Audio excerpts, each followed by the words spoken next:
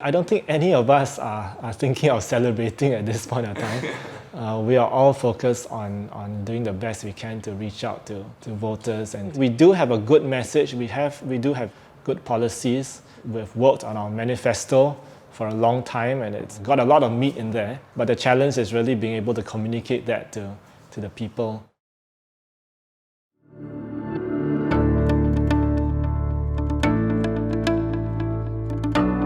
It was like a breath of fresh air back in 2006 when I read the manifesto. And I remember that it did attract a lot of attention from both supporters as well as the PAP.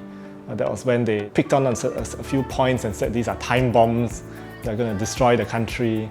That's where I really took notice of it and realized that they might be calling it time bombs, but actually these were policies which would actually be beneficial to a lot of Singaporeans. Firstly, I wasn't politically interested for most of my younger days.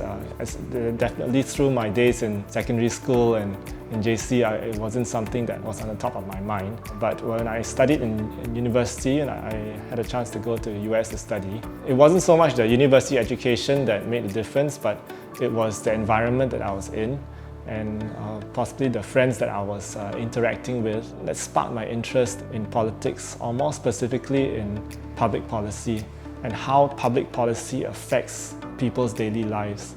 In 2015, during an election rally, one of the... Somebody did it for you? Yeah, he did it for me. I was so touched when he gave it to me.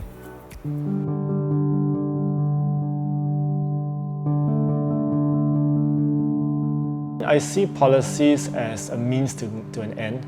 Policies are not the end in itself. Policies are a means to solve problems, to create solutions for people. The whole idea is to ensure that people's lives improve. That's really the measure of progress in a country.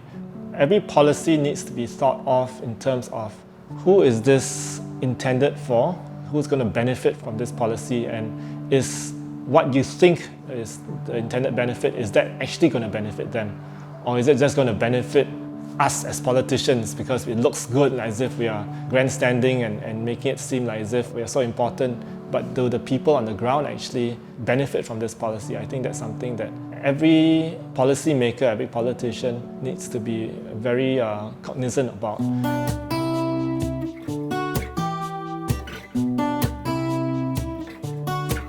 Right now the PAP has 91% of the seats in Parliament. If you count just the elected MPs, they've got 93% of the seats.